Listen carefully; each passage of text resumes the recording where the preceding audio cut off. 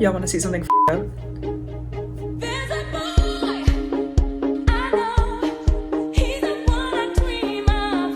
Literally getting ready to go tell your dad he's bald. You know how men don't want you to see their dong when it's soft? That's how I feel about my nips when it's warm. I only want you to see my flying saucers when it's freezing. I used to want to go to Stanford. I honestly worked at a coffee shop. Uh-oh, who's jealous? I worked there with a guy, he's like one of my closest friends, lol. But he went to Stanford. He played basketball for Stanford, and he's, believe it or not, an actual really smart jock. I got fired from this coffee shop because I was pretending to have seizures too much. Now, here's the thing about me. I legitimately am epileptic and I do have seizures, but I also have things to do, sweetie. And when I was working these day jobs, it was a crime against my spirit. And I mean that. I was the worst employee. I'm lucky that all they did is fire me. Like, if they found my address and doxed me, couldn't even be mad. If they did that thing that apparently is happening to women now where people are making AI nudes of them, they just take their face and then put them on a body. Y'all better not do that to me. And if you do, let me see it first before you post. No, that's crazy. That's also a form of rape-a-roni and cheese, so don't do that. But honestly, if my old job did that to me, couldn't be mad. Couldn't be mad. I would rob the place. I would rob the joint. Allegedly. We were making $3 an hour. It was a little bit more than that. It was probably like 12, but it felt like 3 after taxes. And we would just take all the pastries out of there. We would take the almond milk. I would just take mounds and mounds of coffee. You could just sell that on the street. I might have a problem with exaggerating. I feel like if you steal from your job, that's part of the reason why they're paying you. I feel like it's included. We're workshopping this. I had blue hair. I was like the stereotypical barista. I had blue hair and a boyfriend that looked like he was straight out of Ratatouille. All by girls date the guy that looks like Ratatouille. It's fine. I'm talking about the rat. No, okay. But I remember I got into a fight with one of the baristas that was working there, and her hair was shaved. Like, mine was cut to like how it is right here. This is just my go-to haircut because this is what I do when I get stressed out. And if you're going to pursue a job in entertainment, hey, guess what? Like I did, don't. But also then you're going to be stressed out. So naturally I have to always cut my hair off. Get therapy, get medicated. Hey, I would need to get health insurance. Don't have that. Can't get that. Because I work every goddamn job around LA. I used to sell weed lube in the Valley. Surprisingly, I didn't steal from there. It's because I'm not a weed head. I don't like to do weed. And weed lube, I tried it one time. Couldn't really tell what was going on. Stressed me out, so no more. But this isn't about that.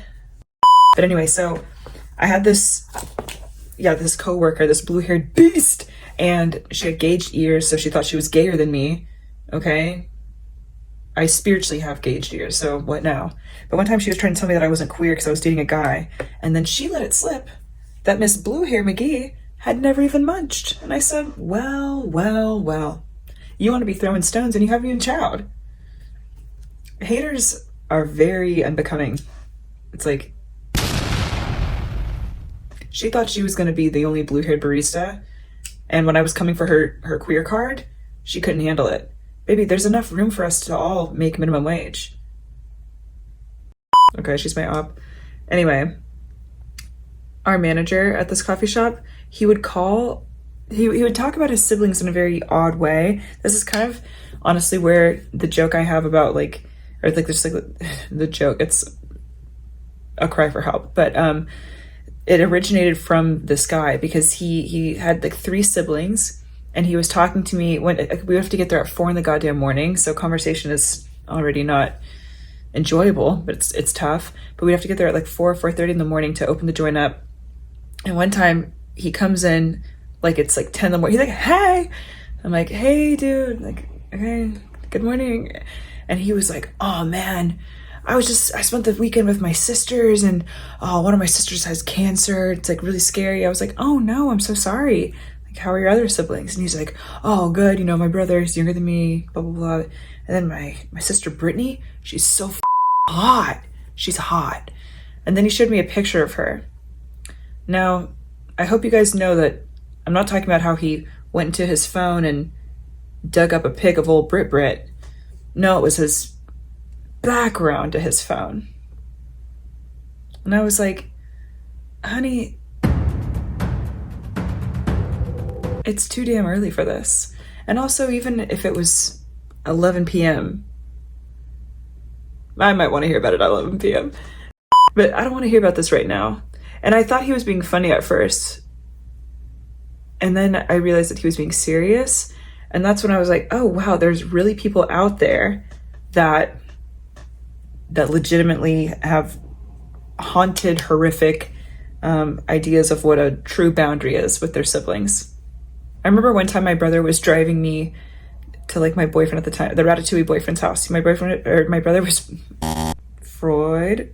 My brother was driving me to my boyfriend's house, and we were leaving my parents, and he wasn't talking to me. I was trying to laugh and joke with him, and my brother was just like, my brother has an attitude issue, but anyway, so he is just like, you know, on his little like grumpy because he like didn't want to be driving me, whatever. And I was trying to throw out little conversational bones, and he wasn't picking them up.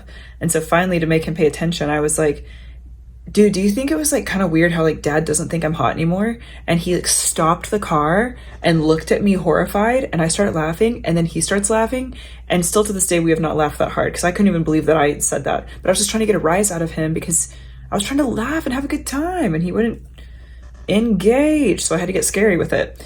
When my brother and I were having a little laugh about incest, who cares, right? But then when Dirty was doing it, oh, shouldn't have said his name. When my manager was doing it, I was like, oh, you actually think your sister could get it. And dare I say, I feel like you hope she gets it with you. Prayers up. Working at this coffee shop was a trip. It was in downtown LA, I remember.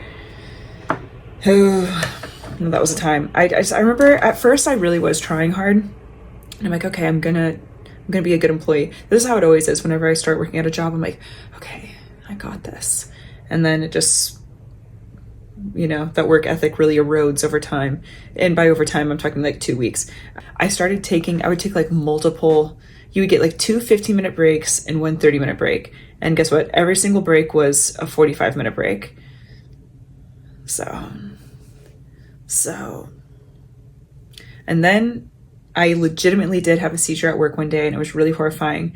And when I was working at a bar job, they didn't care. I would have a seizure, and they're like, get up, you lazy ass bitch, and go work the floor. I'm like, oh, I'm literally having a seizure. They're like, I don't even know what that is. What is it? And I'm like, well, okay, I didn't go to college, so like I don't all the way know what it is either. But I know my brain's not working. And they're like, you have tits, it doesn't need to work. Go bounce those things on the floor and get some cash. When I first had a seizure at this coffee shop, they were like, oh my God, just take the rest of the day off, go home. And I was like, oh, little vacay for mommy. No. Shouldn't have called myself that. But anyways, once I learned that I could get the whole damn day off, I was like, well, fuck this. And so then if I showed up to work and I didn't have any coworkers I liked, I would put in 2, maybe 3 hours tops of that 8-hour shift, and I would seize my way out of there. Except one time I got lax with it, right? I seized, and I kind of was like laughing because it's like, who the fuck fakes a seizure? A psychotic? Don't worry. Sign me up, sis. Or is it giving actor? It's giving psychotic. I seized, and then I was like laughing with my friend about it, and she was like on dishes duty, so she wasn't out on the floor, so she didn't get to see it. And then I was telling her about it, and then someone snitched. And then my manager, who wanted to his sister, his hot sister, not the cancer sister. Okay, rude. Yeah, he fired me real quick. And I don't even think I got my last check. So then anyways, then I would prank call them. And honestly, I'll probably prank call them next week because they're kind of due for one. That was in 2019, and I'm in my 30s now, but never forget. Never. Anyway, I think the worst part / best part of working in downtown Los Angeles, very close to ye old Skid Row, was having to encounter many of the unfortunate folks who suffer from addiction and many other undiagnosed afflictions. And one time this man came in, it was a rush, so it's like a really popular coffee shop, right? So the line's out the door, and we're just like, that's me making coffee, it's bad. And the line is out the door, everyone's like, order up, and it's coffee, so everyone's like, coat when they're ordering. And so I'm just like stressed out, like in the lab trying to make all these drinks. All of a sudden this guy comes in, and God bless him, he has scabs all over his face, and he was like, oh, and I'm like, oh, what? And they were bleeding scabs, so don't worry. And because it's LA, everyone's sociopathic, and so we all kind of like look at him and we're like, awkward, and then keep making the drinks. And then he just drops his pants in the middle of the busy coffee shop and just doots all over the floor. And it was like very much fudge cake, very much cream pie, very much mud party USA, population him. And then he just screamed some more, I think tipped something over, and then walked out. And I'm like, wow, that was powerful. Mostly smelly, but you can't deny powerful nonetheless. And obviously my manager was like, hey, you got to clean that up. And I was like, hey, I will bring a gun in here if you ask me to do that again. So, no. So then he cleaned it up because he realized that he makes way more than I do. No. Now, in reality, should I have cleaned it up in the order of hierarchy? My friend that's a manager of a day job place said yes.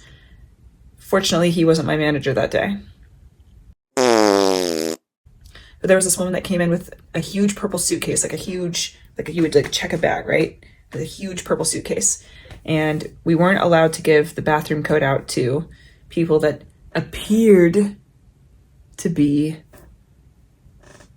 homeless, unhoused, if you will. They don't care. But this woman looked like she was in need of a home. And so she walks in with her suitcase and she was like, can I have the bathroom? And you know what, bitch? It was a hot summer day. I gave her the code because I'm a girl's girl. Okay? And also because my manager had been playing the same Drake radio station the whole damn day, and I'd already heard Hotline Bling 75 times, and I said, that's a little annoying. So yeah, I gave her the code.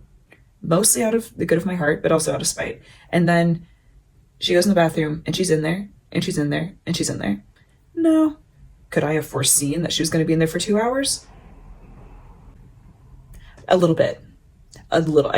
She had a suitcase, and the hair was looking like Medusa, so I knew something was going to go on. But what I didn't know was that we were going to have to call they're called the purple people. They just ride around on bikes and have purple shirts, and they help with the craziness of downtown.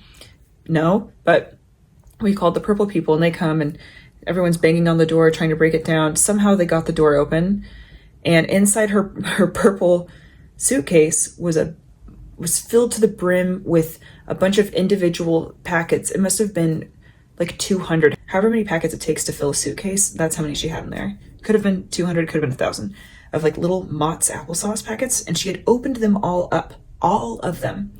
And there was a huge pile of the applesauce containers in a corner. And she was making an applesauce angel on the floor. I'll never forget, I peeked my head around. She goes, hey, Jesus, can I get some privacy? Okay, not the helicopter. She's like, hey, can I get some privacy? And honestly, I felt that. She wasn't hurting anyone. It was a hot day. So she took an applesauce bath. And then again, my manager, hey, go get the broom, go get the mop, go get some gloves. This is a pretty big situation. I said, honey, I'm almost off. I gotta go. This isn't me. This ain't me. This is you. And he goes, okay, fine. And you want to know the best part, you guys? I left, and I wasn't almost off. I think I was halfway through my shift. I had hours more to go. So The takeaway is fake it till you make it, and if you're going to fake it, do it well.